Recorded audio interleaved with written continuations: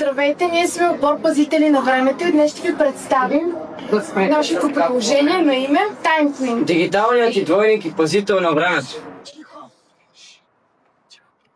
Решихме да е TimeQueen, защото това е приложение с аватар-двойник, който ти помага да разпределиш времето си пълноценно.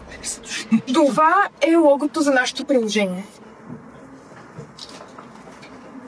Значението на нашето приложение ще бъде да помага на ученици и възрастни, които често забравят за важни срокове и важни ангажименти, защото обикновените планери са скучни и демотивиращи. Там вие ще можете да въведете своя времеви график за ден, седмица или месец за различни работи, ангажименти и лични задачи. Автоматично разпределя времето ви между работа и ангажименти. Анализира кога сте най-продуктивни сутрин или вечер, както и създава баланс между почивка и учене. Измислихме да получавам по едно дигитално семенце, което след време се посажда, гората става по-голяма и по-зелена и с помощта на община Враца гората може да стане реалност.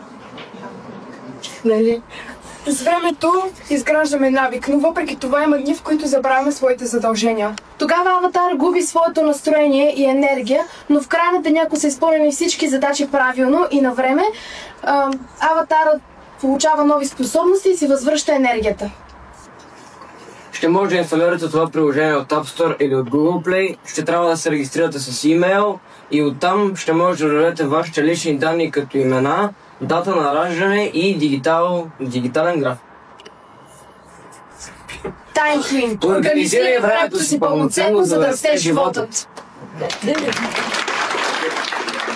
Ние бяхме ученици от средно училище Никола Войводов, град Враца, отбор пазители на времето. Благодарим ви за вниманието.